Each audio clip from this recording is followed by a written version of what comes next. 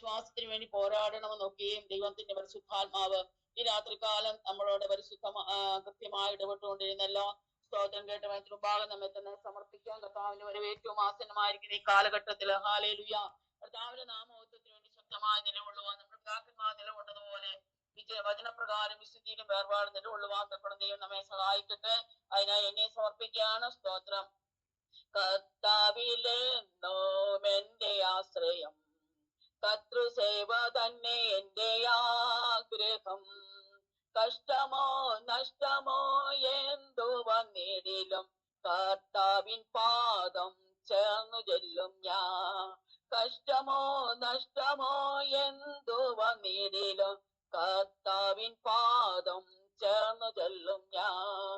ആത്തുപാടി ഞാൻ ആനന്ദത്തോടെ കീർത്തനം ചെയ്തെന്നും വാഴ്ത്തുമേശുവേ. ഇത്ര നല്ല രക്ഷകൻ വേറെയിൽ ഊഴിയിൽ ഹല്ലേലൂയ പാടും ഞാൻ. ഇത്ര നല്ല രക്ഷകൻ വേറെയിൽ ഊഴിയിൽ ഹല്ലേലൂയ പാടും ഞാൻ. ഹല്ലേലൂയ. ദൈവമേ എന്നെ തന്നെ പരിചയപ്പെടുത്തട്ടെ. ഞാൻ പത്തനംതിട്ട ഡിസ്ട്രിക്റ്റിലെ റാന്നിയിലാണ് ഞാൻ ആയിരിക്കുന്നത്. സ്തോത്രം. ഞാൻ പ്രിയ മുണ്ടക്കയത്തുള്ള മേരിക്കുട്ടി സിസ്റ്റർ വീട്ടിൽ ഭവനത്തിൽ ഞാൻ പ്രാർത്ഥനയ്ക്ക് കടന്നു പോയിട്ടുണ്ട്. അങ്ങനെ ഒരു പരിചയം എനിക്കുണ്ട്. സ്തോത്രം. ദാസി പലപ്പോഴും വിളിച്ച് ഞങ്ങൾ ഒന്നിച്ച് പ്രാർത്ഥിക്കുവാൻ ദൈവം സഹായിച്ചുകൊണ്ടിരിക്കുന്നു. ഞാന് മലപ്പുറത്തിന്റെ പ്രദേശങ്ങളിൽ 93 ജോലിക്കായി കടന്നു പോകാൻ ഇടയായി തീർന്നു.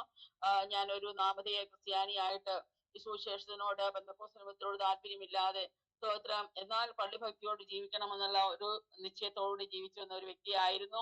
എന്റെ ഹസ്ബൻഡ് മിലിറ്ററിയിലായിരുന്നു. എനിക്ക് 2 മക്കള്. മലപ്പുറത്ത് വെച്ച് 93 ഫെബ്രുവരി 12 ജലത്തി ദൈവത്തെ സാക്ഷിയിരിപ്പാൻ ദൈവം ഇടയാക്കി തീർത്തു. അവിടെ സ്കൂളിൽ 25 വർഷക്കാലം വർക്ക് ചെയ്യുവാന് ഒരു മുസ്ലിം സ്കൂൾ അധ്യാപികയായിട്ട് ജോലി ചെയ്യാൻ ദൈവം എന്നെ സഹായിച്ചു. നല്ല സാക്ഷ്യത്തോട് തന്നെ അവിടുന്ന് പെൻഷനായി റാന്നിയിലേക്ക് തന്നെ മടങ്ങി വരുവാൻ തക്കോണം ദൈവം സഹായിച്ചു. അവിടെ മലപ്പുറത്തായിരുന്നപ്പോൾ ഞങ്ങൾ IPC സഭയിലാണ് പോയിക്കൊണ്ടിരുന്നത്. അവിടെയുള്ള ദേവദാസന്മാരോടും സഹോദരിമാരോടും ചേർന്ന് അവധിക്കാലത്തൊക്കെയും കർത്താവിന്റെ മാറ്റമില്ലാത്ത വചനം സ്തോത്ര സുവിശേഷം മറ്റുള്ളവരോട് പറയുവാനൊക്കെയും കർത്താവിനെ സഹായിച്ചു. ഓർത്ത് നന്ദിയോടെ സ്തോത്രം. എല്ലാം ദൈവത്തിന്റെ കൃപയൊന്നുകൊണ്ട് മാത്രമാണ്. ഹസ്ബൻഡ് പെൻഷനായ ശേഷം ഞങ്ങൾ റാന്നി കടന്നു വന്ന് ഞങ്ങൾക്ക് കിട്ടുന്ന സമയമൊക്കെയും ടാച്ചു കൊടുക്കാനൊക്കെയും ഞങ്ങൾ കടന്നു പോകുമായിരുന്നു.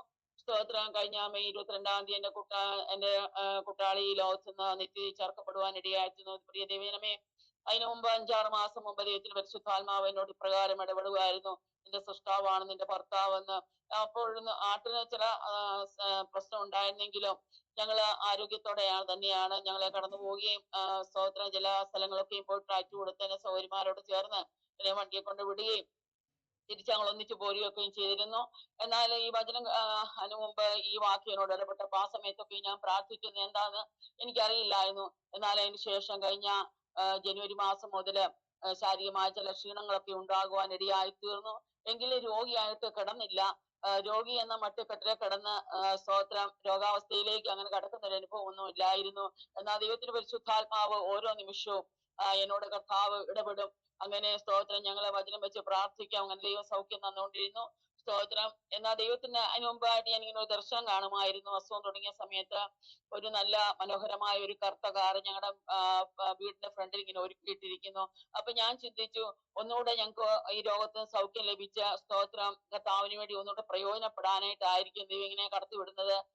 ഡോക്ടറെ കൊണ്ട് കാണിച്ചപ്പോ സ്തോത്രം 4th സ്റ്റേജാന്ന് പറയുവാൻ ഇടയായി തീർന്നു. എന്നാൽ ഞാൻ ചികിത്സയൊക്കെ ചെയ്തു. കീമോ ഒന്നും റേഡിയേഷൻ ഒന്നും ഞങ്ങൾ പോയില്ല. എന്നാൽ സ്തോത്രം എന്റെ ഹസ്ബൻഡിന്റെ വചനത്തിൽ ആഴമേറിയ നിശ്ചയവും ഉണ്ടായിരുന്നത് കൊണ്ട് സ്തോത്രം ആ ദൈവശക്തി ആ സ്തോത്രം എന്റെ കൂട്ടാളിയെ പിടിച്ചു നിർത്തുവാൻ ഇടയായി തീർന്നു. പലപ്പോഴും വെളിപ്പാടുകളും ദർശനങ്ങളും ഒക്കെ ആ സമയത്തൊക്കെ ഞങ്ങൾക്ക് തരുമായിരുന്നു. എന്നാൽ ആ സമയം ദൈവത്തിന് ശുദ്ധീകരണം പ്രാപിപ്പാൻ കൊണ്ട് ദൈവം ഇടയാക്കി തീർത്തു.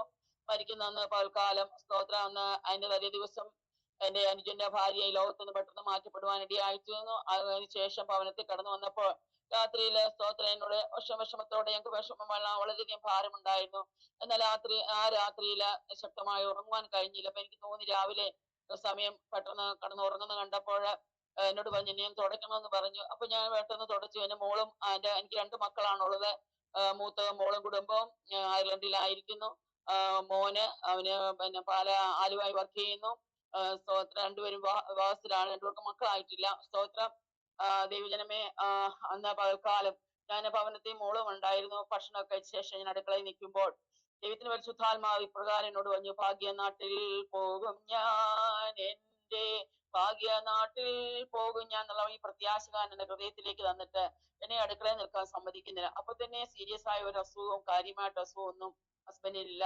ഞങ്ങൾ രാവിലെ കുറച്ച് സംസാരിച്ച് വർത്താനമൊക്കെ പറഞ്ഞ് ഞങ്ങള് മോളും ഒക്കെ ഉണ്ടായിരുന്നു. ഭക്ഷണം കഴിച്ച ശേഷം ആണ് ഈ പെട്ടെന്ന് അടുക്കളയിൽ നിന്നപ്പോ ഈ പാട്ട് തന്നപ്പോൾ ഞാൻ പെട്ടെന്ന് എന്ത് ചെയ്തു, റൂമിലേക്ക് വന്നു. അപ്പൊ ഞാൻ പറഞ്ഞു, ഒരു കാര്യം ചെയ്യാം, ഞാൻ ഇടയ്ക്ക് ഭവനത്തിലിരിക്കുമ്പോൾ, ഞാൻ അസുഖമായ സമയത്താണ് ഭവനത്തിലെങ്ങും മീറ്റിങ്ങിന് പോകാതിരുന്നത്, പ്രവർത്തനത്തിലൊന്നും പോകാതിരുന്നത്. അപ്പൊ ഞാൻ പറഞ്ഞു കുറച്ച് സമയം ഒന്ന് പ്രാർത്ഥിക്കാം. ഞാൻ ഇടയ്ക്ക് ഭവനത്തിലിരിക്കുമ്പോൾ പെട്ടെന്ന് ദൈവാത്മാവ് തോന്നിക്കുമ്പോൾ പെട്ടെന്ന് ഓടി വന്ന് പ്രാർത്ഥിക്കും, ദൈവനം ധ്യാനിക്കും.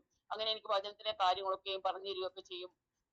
ഞാൻ പറഞ്ഞു നമുക്കൊരു കാര്യം ചെയ്യാം, നമുക്ക് കുറച്ച് അല്പസമയം 91 സംഘത്തിനെ വായിച്ച് പ്രാർത്ഥിക്കാം എന്ന് പറഞ്ഞ് ഞങ്ങൾ രണ്ടുപേരൂടെ ഒന്നിച്ചിവിടെ ഞാൻ പായിട്ട് നിലത്തിരിക്കുവാൻ ഇടയായി തീർന്നു. അതിനുശേഷം അങ്ങനെ പ്രാർത്ഥിച്ച ശേഷം നന്നായിട്ട് ഉറങ്ങിയപ്പോൾ ഞാൻ അടുക്കളയിലേക്ക് പോയി കുറച്ച് ഭക്ഷണം ജ്യൂസ് തയ്യാറാക്കി വെച്ചു. അപ്പം ഭക്ഷണം ചോറായിട്ടൊന്നും കഴിക്കുകയില്ല. അപ്പൊ ജ്യൂസ് അടിച്ച് കൊടുക്കാമെന്ന് വിചാരിച്ച് ഉണ്ടാക്കി വെച്ച ശേഷം ഇവിടെ നോക്കിയപ്പോൾ നല്ല സുഖകരമായ ഉറക്കമാണ്. ദൈവജനമേ, അതിന്റെ തലേ ദിവസം ദൈവാത്മാവ് എന്നോട് ഇടപെട്ടു, ശാന്ത തുറമുഖം അടുത്തു എന്നുള്ള പാട്ട് വന്നിട്ട് എന്നോട് പറയും. അപ്പൊ ഇങ്ങനെ ദൈവാത്മാവ് ഓർമ്മപ്പെടുത്തി, സഹജാന മരണത്തെ കുറിച്ചാണെന്ന് എന്റെ ഹൃദയത്തിലേക്ക് പെട്ടെന്ന് വന്നെങ്കിലും ആഴത്തിലേക്ക് എനിക്ക് ചിന്തിക്കുവാനൊന്നും കഴിഞ്ഞില്ല. കാരണം അത്ര സീരിയസ് ആയ അനുഭവം ഒന്നും ജീവിതത്തിൽ ഇല്ലായിരുന്നു. അപ്പൊ എന്റെ വിചാരം കർത്താവ് സൗഖ്യത്തിലേക്ക് കൊണ്ടുപോകുന്നുള്ള ചിന്തയായിരുന്നു എന്റെ ഹൃദയത്തെ ദൈവം തന്നിരുന്നത്. സ്തോത്രം. എന്നാൽ അത് എനിക്ക് ദൈവം ധൈര്യപ്പെടാൻ തന്നതായിരുന്നു എന്ന് പിന്നെ എനിക്ക് ചിന്തിക്കാൻ ഇടയായി തീർന്നു. അതിനുശേഷം കടന്നുറങ്ങി 6 മണിയായ സമയത്ത് എന്റെ നാത്തൂന്റെ മോനെ ഇവിടെ കടന്നു വരുവാൻ ഇടയായിരുന്നു. വന്നപ്പോ അവർ തമ്മിൽ വർത്താനം പറഞ്ഞു, എഴുന്നേറ്റിരുന്ന് വർത്തമാനം പറയുന്നത് കണ്ടപ്പോ ഞാൻ പെട്ടെന്ന് അടുക്കളയിലേക്ക് അവർക്ക് ചായ ഉണ്ടാക്കാൻ പോയപ്പോഴാണ് ഓടി വന്ന മോൻ വിളിച്ചു പറഞ്ഞു, അമ്മായി ഇതുപോലെ സാഹചര്യം ബ്ലഡ് ഛർദ്ദിക്കുന്നു പറയുവാൻ ഇടയായിരുന്നു. ഞാൻ ഓടി ഇവിടെ വന്നു കഴിഞ്ഞ ശേഷം അതുകൊണ്ട് ടോയ്ലറ്റിൽ കൊണ്ട് കളഞ്ഞ ശേഷം പിന്നെയും വന്നപ്പോ എന്നെ കൈകൊണ്ട് വലിച്ച് വേഗം കൊണ്ടുവരാൻ കൈകൊണ്ട് ഇങ്ങനെ കാണിച്ചു. വീണ്ടും ഞാൻ വന്നപ്പോ പിന്നെയും ബ്ലഡ് ഛർദ്ദിച്ചു. എന്നിട്ട് ഞാൻ എന്ത് ചെയ്തു, അവിടെ തന്നെ പരിശുദ്ധാത്മാവ് എന്നെ നിർത്തി. പെട്ടെന്ന് ആ മോൻ മടിയിലേക്ക് എടുത്തി. പെട്ടെന്ന് പരിശുദ്ധാത്മാവ് നെഞ്ചിലേക്ക് കൈവച്ച് അന്യഭാഷ ദൈവത്തെ ആരാധിച്ചുകൊണ്ടിരുന്നപ്പോൾ സ്തോത്രം, ഈ ലോകത്ത് നിന്ന് മാറ്റപ്പെടുവാൻ ഇടയായിത്തീർന്നു. ഹല്ലേലൂയ, ദൈവത്തിന് മഹത്വം. നല്ലൊരു അന്ത്യപ്രായപ്പാന്തക്കോണം ദൈവം ഇടയാക്കി തീർത്തു. സ്തോത്രം. അപ്പൊ തന്നെയും എന്റെ ഹസ്ബൻഡിന് ദർശനം കണ്ടിരുന്നു. ഒരാഴ്ച മുമ്പ് ഞാനും മോനും ഹസ്ബൻഡിനോട് പ്രാർത്ഥിച്ചുകൊണ്ടിരുന്നപ്പോ വെള്ളം വസ്ത്രം ധരിച്ച ഒരാൾ എന്റെ അടുത്ത് നിന്ന് പ്രാർത്ഥിക്കുന്നു, ഞാൻ മരിച്ചു കിടക്കുന്നെന്ന് കണ്ടെന്ന് ഇങ്ങനെ പറയുവാൻ ഇടയായിരുന്നു. അത് കണ്ടപ്പം മുതൽ എപ്പോഴും ഇങ്ങനെ എഴുന്നേറ്റ് വചനം വായിക്കുകയും ശുദ്ധീകരണം പ്രാപിക്കുകയും ചെയ്ത അനുഭവമായിരുന്നു. അപ്പൊ മോനോട് പറഞ്ഞു, ഇന്ന് ഞാൻ കർത്താവിനെ വിളിച്ചാൽ ഞാൻ പോകത്തക്കൊണ്ട് ഒരുങ്ങിയെന്ന് പറയുവാൻ ഇടയായിട്ടിരുന്നു. ഹസ്ബൻഡിന്റെ മരണശേഷം ഞങ്ങളുടെ ചർച്ചിൽ ഫാസ്റ്റിംഗ് പ്രയർ ഉണ്ടായിരുന്നു.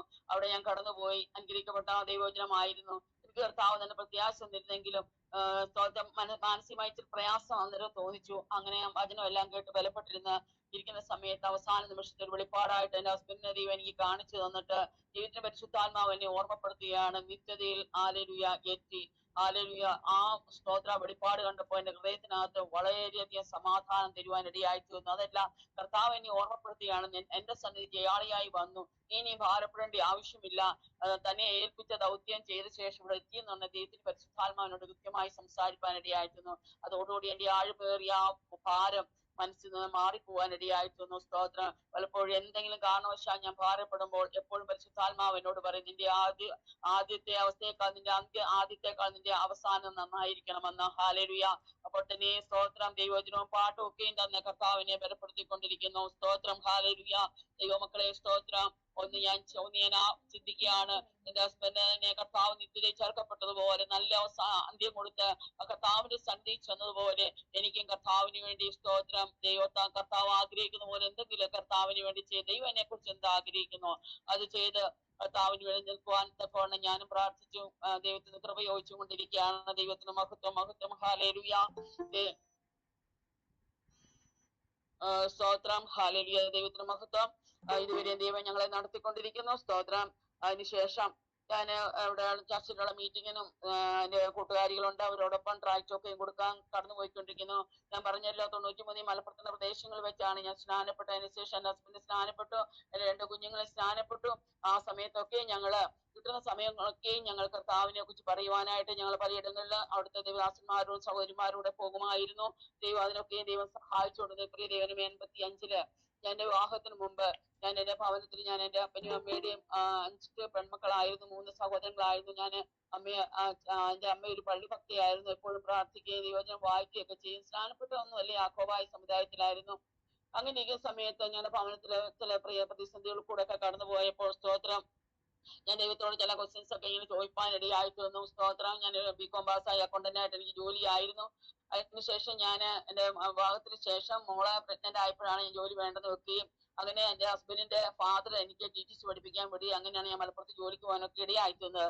ഞാൻ പറയാൻ വന്നത് 85-ലായിരുന്ന സമയത്ത് ഞാൻ ഒരു ജീസസ് ഫിലിം ഞങ്ങളുടെ ഒരു പ്രയർ ഗ്രൂപ്പ് നടത്തുമായിരുന്നു. ആ ജീസസ് ഫിലിമില് സ്തോത്രം പിന്നെ ഒരു പള്ളിയുടെ മുറ്റത്ത് വെച്ചാണ് ജീസസ് ഫിലിം നടത്തിയത്. ധാരാളം ആളുകൾ അവിടെ കാണുവാൻ വരുവാനിടയായിരുന്നു. ആ സമയത്ത് സ്തോത്ര ആ ഫിലിമിനകത്ത് ഇപ്രകാരം ഉണ്ടായിരുന്നല്ലോ, യെശയ്യാ പ്രവാചകന്റെ പുസ്തകം തുറന്ന കർത്താവ് വായിച്ച ശേഷം അത് ശിഷ്യന്മാരുടെ കയ്യിലോട്ട് കൊടുക്കുന്ന ആ ഭാഗം, ദരിദ്രന്മാരോട് സുവിശേഷം അറിയിപ്പാൻ കർത്താവിനെ അഭിഷേകം ചെയ്തിയാൽ അവന്റെ ആത്മാവ് എന്റെ മേലുണ്ട്, ബദ്ധന്മാർക്ക് വിടുതലും കുരുടന്മാർക്ക് കാഴ്ചയും പ്രസംഗിപ്പാനും പീഡിതന്മാരെ വിടുവിച്ചയപ്പാനും കർത്താവിന്റെ പ്രസാദവർഷം പ്രസംഗിപ്പാനും എന്നെ അയച്ചിരിക്കുന്നു. ഇത് വായിച്ച് ആ ഭാഗം, ആ ഫിലിമിൽ കണ്ട ഈ ഭാഗം, ഈ വചനം അന്ന് എന്നോട് ഇടപെട്ടിരുന്നു. അന്ന് എനിക്ക് അറിയത്തില്ലായിരുന്നു എന്താണ് എന്നോട് ഇത് ഇടപെടുന്നൊന്നും എനിക്കറിയില്ലായിരുന്നു. ഞാൻ എന്റെ പിതാവിനോടൊക്കെ ഈ കാര്യം ഞാൻ പറഞ്ഞു. സ്തോത്ര, യെശയ്യാ പ്രവാചകന്റെ പുസ്തകം കർത്താവ് തുറന്നു വായിച്ച ഭാഗമാണല്ലോ. എന്നാൽ സ്നാനപ്പെട്ട ശേഷമാണ് എനിക്ക് മനസ്സിലായത് കർത്താവിന് എന്നെ കുറിച്ച് ഒരു പദ്ധതി ഉണ്ടെന്നും. സ്തോത്രം, അങ്ങനെയാണ് എന്നെ സുവിശേഷാത്മാവിനാൽ ദൈവം സുവിശേഷം പറയാനുള്ള കൃപ ദൈവം എനിക്ക് തന്നത്. എന്ന് ഞാൻ സുവിശേഷം പറയാൻ പോകാതിരിക്കുമോ അന്ന് ഏതെങ്കിലും ദൈവദാസന്മാരിൽ കൂടെയും ഏതെങ്കിലും മീറ്റിംഗ് കയറുമ്പോൾ കർത്തദാസന്മാരിൽ കൂടെ ഈ വചനം എന്നോട് ഓർമ്മപ്പെടുത്തുവാൻ ഇടയായിത്തീർന്നത്. പൗലോസ് പറഞ്ഞു, സ്തോത്രം, നിർബന്ധം എന്റെ മേൽ കിടക്കുന്ന സുവിശേഷം അറിയിക്കുന്നില്ലെങ്കിൽ അയ്യോ കഷ്ടം. ഹല്ലേലൂയ. അങ്ങനെ കർത്താവ് അയക്കുന്നിടങ്ങളൊക്കെയും സ്തോത്രം എന്റെ കൂട്ടുകാരിയോടൊപ്പം ചേർന്ന് കർത്താവിന്റെ വേല ചെയ്യുവാൻ ദൈവം എന്നെ സഹായിച്ചുകൊണ്ടിരിക്കുന്നു. സ്തോത്രം. ഇന്ന് പ്രിയ മേരിക്കുട്ടി ആന്റി എന്നോട് പറഞ്ഞു ഇങ്ങനെ ഒരു ഗൂഗിൾ മീറ്റ് ഉണ്ട് എന്ന് പറഞ്ഞപ്പോൾ സ്തോത്രം, പെട്ടെന്ന് ദൈവത്തിന്റെ പരിശുദ്ധാത്മാവ് എന്നെ പ്രാർത്ഥിച്ചു വന്നപ്പോ എന്നെ ഓർമ്മിപ്പിച്ച ഒരു വേദഭാഗം നിങ്ങളോടൊപ്പം ചിന്തിപ്പാൻ ഞാൻ ആഗ്രഹിക്കുകയാണ്. സ്തോത്രം. ദൈവമേ, എനിക്കൊന്നും പുകഴ്വാനും പ്രശംസിപ്പാൻ എനിക്കൊന്നുമില്ല, ദൈവത്തിന്റെ കൃപയാലാണ് ഞാൻ ആയിരിക്കുന്നത്. നിങ്ങളുടെ എല്ലാവരുടെയും പ്രാർത്ഥന ഞാൻ ചോദിക്കുകയാണ്. സ്തോത്രം. സങ്കീർത്തന പുസ്തകം 20-ാം അധ്യായം 4-ാം വാക്യത്തിൽ ഇപ്രകാരം വായിക്കും, നിന്റെ ഹൃദയത്തിന് ആഗ്രഹം നിനക്ക് നൽകട്ടെ, നിന്റെ താല്പര്യമൊക്കെ നിവർത്തിക്കട്ടെ. നമുക്ക് പ്രാർത്ഥിക്കാം. കരുണാസമ്പന്നനായ വാഴ്ചപ്പെട്ട സ്വർഗീയ പിതാവേ, വായിച്ച വേദഭാഗത്തെ തൃക്കരങ്ങളിലേക്ക് ഏൽപ്പിക്കുകയാണ്. ഞങ്ങളുടെ ആത്മാവിനാൽ എഴുതപ്പെട്ട വചനം അങ്ങനെ ആത്മാവിന് സംസാരിപ്പാൻ അടിയനെ കൃപ തരണമേ. അടിയനെ താഴ്ത്തി സമർപ്പിക്കുന്നു. പ്രാർത്ഥനയെ യാചനയും കേട്ടതുകൊണ്ട് സ്തോത്രം. എല്ലാം ഞങ്ങൾക്കായി ജീവൻ തന്ന് ഞങ്ങളെ വീണ്ടെടുത്ത് യേശു ക്രിസ്തുവിന്റെ നാമത്തിൽ അപേക്ഷിക്കുന്ന കൃപയോടെ കേൾക്കണമേ. ആമേൻ. ഇവിടെ വായിച്ച 20-ാം സങ്കീർത്തനം 4-ാം വാക്യമാണ് വായിച്ചത്. നിന്റെ ഹൃദയത്തിന്റെ ആഗ്രഹം നിനക്ക് നൽകട്ടെ, നിന്റെ താല്പര്യമൊക്കെ നിവർത്തിക്കട്ടെ. നമുക്കറിയാം ഇത് ദാവീദിന്റെ ഒരു സങ്കീർത്തനമാണ്. ഹല്ലേലൂയ. സ്തോത്രം ചെയ്യുന്ന സ്തുതിക്കുന്നതേ, നമ്മൾ ഒരു നാൾ നാശകരമായ കുഴിയിലും കുഴഞ്ഞേറ്റി കടന്ന് പ്രത്യാശയില്ലാത്തവരായി, ഇസ്രായേൽ പൗരതയോട് ബന്ധമില്ലാത്തവരായി, ദൈവമില്ലാത്തവരായി ജീവിച്ച നമ്മെ ഒരു യോഗ്യതയും ഇല്ലായിരുന്നു നമ്മളെ ദൈവം തെരഞ്ഞെടുത്ത് ദൈവമക്കളാക്കി നമ്മളെ തീർത്തു. സ്തോത്ര. യഥാർത്ഥമായ ഒരു വീണ്ടും ജനനം പ്രാപിപ്പാൻ ദൈവം